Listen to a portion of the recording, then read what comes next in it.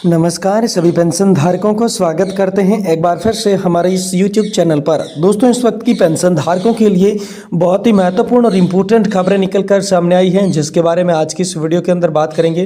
पहली खबर बड़ी दोस्तों, मिनिमम पेंशन को लेकर अब सभी के लिए निकलकर सामने आ चुकी हैं। EPS 95 पेंशन वृद्धि पर दोस्तों अब सभी के लिए नया अपडेट आया है। वरिष्ठ नागरिकों के अधिकारों की हुई निर्णायक जीत। तो दोस्तों, वरिष्ठ नागरिकों के अधिकारों की आखिरकार निर्णायक जीत क्या हुई और पेंशन स्कीम को लेकर क्या बड़ा अपडेट आया है, इसके बारे में दोस्तों आज की इस वीडियो के अंदर संपूर्ण रूप से जानकारी आप सभी को देंगे। वहीं EPS 95 पेंशन में नहीं हो रहा है गुजारा, पेंशन में दवा भी नहीं खरीद सकते हैं, क्या खाएं और कैसे रहें पेंशन धारक, इसको लेकर EPS 95 पेंशन योजना को लेकर बड़ा अपडेट आया है। तो दोस्तों इसके बारे में भी आज की इस वीडियो के अंदर बात करेंगे।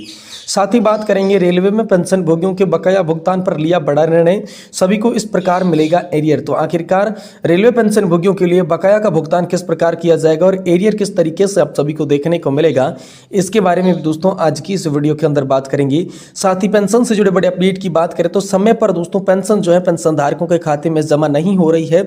इसी को लेकर लगातार पेंशन धारक परेशान चल रहे थे। तो हर महीने की आखिरी तारीख को आप सभी के खाते में पेंशन जमा हो जाएगी। सरकार ने इसको लेकर सभी पेंशन वितरण करने वाले बैंकों को सख्त आदेश निर्देश और गाइडलाइन जारी कर दी है, जिसके तहत अब पेंशन धारकों को समय पर पेंशन मिल सकेगी। तो ये बड़ा अपडेट भी आप सभी के लिए निकलकर सामने आ चुका है। यानी कि पेंशन से जुड़ी तमाम बड़े अपडेट्स की चर्चा आज की इस वीडियो के अंदर करेंगे। इसलिए आप सभी से निवेदन करते हैं कि दोस्तों आज की इस वीडियो को आप लास्ट तक देखिएगा और साथ ही हमारे चैनल पर नए हैं तो चैनल को भी सब्सक्राइब जरूर कर दीजिएगा। तो चलिए बिना किसी देरी के आज की इस वीडियो के अंदर सभी खबरें सही सटीक और तथ्यों पर आधारित विस्तार से जान लेते हैं। पहली बड़ी खबर की बात करें तो EPS 95 पेंशन वृद्धि पर ताज़ा और नया अपडेट आया है। वरिष्ठ नागरिकों के अधिकारों की निर्णायक जीत हुई है, इसके बारे में दोस्तों हम सभी के लिए बात करेंगे। भारत सरकार के समक्ष कर्मचारी पेंशन योजना 1995 पेंशन भोगियों की पेंशन में वृद्धि करना न केवल एक आर्थिक चुनौती है बल्कि ये एक नैतिक जिम्मेदारी भी है। ये पेंशनर्स जिन्होंने अपने जीवन में प्रमुख वर्षों में देश के विकास में योगदान दिया है, अब समाज में सम्मान और गरिमापूर्ण जीवन जीने के हकदार भी हैं। पेंशन में वृद्धि पेंशन भोगियों की आर्थिक सुरक्षा सुनिश्चित करने का माध्यम बन सकेगा।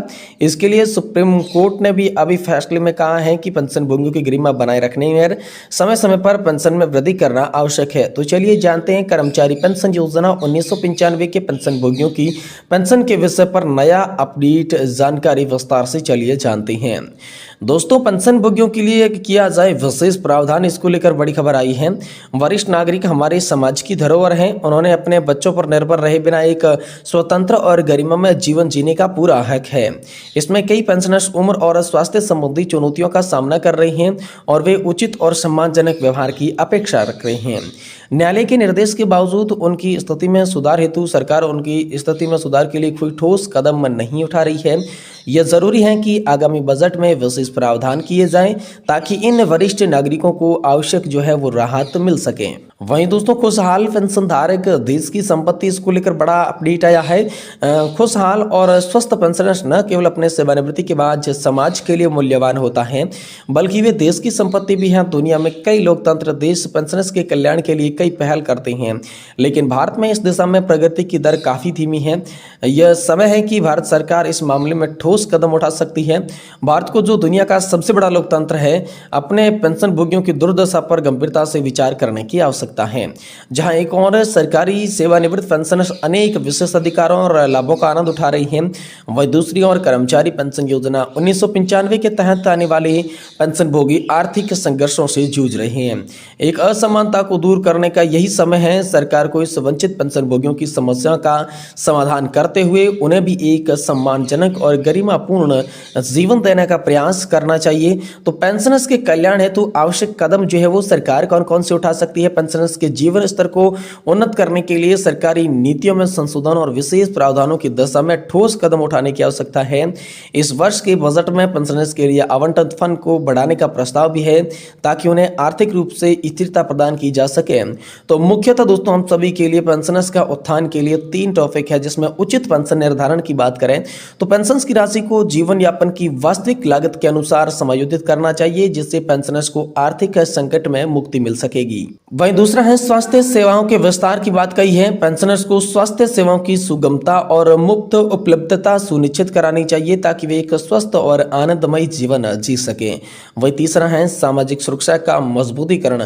पेंशनर्स को विभिन्न सामाजिक सुरक्षा योजनाओं में शामिल किया जाना चाहिए जिससे उन्हें समाज में एक और सुरक्षित और सम्मानजनक जीवन यापन जो है सुनिश्चित हो सके। तो ये सरकार जो है वो कदम जो है पेंशनधारकों के कल्याण के लिए उठा सकती है। वही दोस्तों आंदोलन और मांगों की बात करें तो कर्मचारी पेंशन योजना 1995 ने 6, 7 और 8 अगस्त 2024 को दिल्ली में संसद के सामने धरना प्रदर्शन किया है। उनकी मांग थी कि उन्होंने 9,000 रुपये पेंशन और महंगाई भत्ता उन्हें दिया जाए। जब तक उनकी मांगें पूरी नहीं होती वे सरकार पर दबाव बनाए रखेंगे। ये तमाम तरीके की मांगें निकल कर आ रही थी जो कि अगस्त महीने में हुई थी, लेकिन इसके बाद भी सरकार ने अब सभी की पेंशन को लेकर कोई भी बड़ा निर्णय अभी तक नहीं लिया है। EPS 95 पेंशन नहीं हो रहा गुजारा, पेंशन में दवा भी नहीं खरीद सकते, क्या खाएं और क्या करें, इसको लेकर पेंशनधारकों ने ताजा रिपोर्ट साझा की है। कर्मचारी भविष्य निधि संगठन और केंद्र की मोदी सरकार पर पेंशन भोगियों को उम्मीद है, आस यही है कि न्यूनतम पेंशन 7,500 रुपये कर दी जाए जो कि वर्तमान में 1,000 रुपये मिल रही है। पेंशन भोगी इस बात को लेकर आपस में ही भिड़ते हुए नजर आ रही हैं। कोश्यारी कमेटी की सिफारिशों को लागू न करने और इसके बीच के कारणों पर जमकर तकरार हो रही है। पेंशन आंदोलन पर कमेंट करते हुए पेंशन भोगी वादिराज रामकृष्ण पिल्लई को कोट करते हुए लिखते हैं कि गलती के कारण क्या हमें चुप रहना चाहिए? अब यह हमारा अधिकार है कि हम इस मामले में लड़ें और सबसे बढ़कर सरकार ने कोश्यारी समिति की सैद्धांतिक रूप से स्वीकार कर लिया है और अब उन्हें निर्णय देकर मामले को सुलझा लेना चाहिए। रामकृष्ण पिल्लई के जवाब में लिखा, लड़ो, तुम्हें किसने रोका है? लड़ना तुम्हारा अधिकार है। कोश्यारी समिति की रिपोर्ट को किस प्रकार स्वीकार किया? इसमें मनमोहन सिंह सरकार ने सिरे से खारिज कर दिया। यह अध्याय बंद हो चुका है। वैसे क्या आपको इसे पढ़ा है? कोश्यारी कौन थे? वे भाजपा के सांसद से जो बाद में महाराष्ट्र के राज्यपाल बने। क्या आप 2017 में भाजपा सरकार द्वारा नियुक्त एक अन्य समिति के बारे में जानते हैं? हाई पावर कमेटी 8 मुद्दों पर विचार किया गया है जिसमें 6 को खारिज कर दिया, 1 को सरकार ने स्वीकार और लागू किया।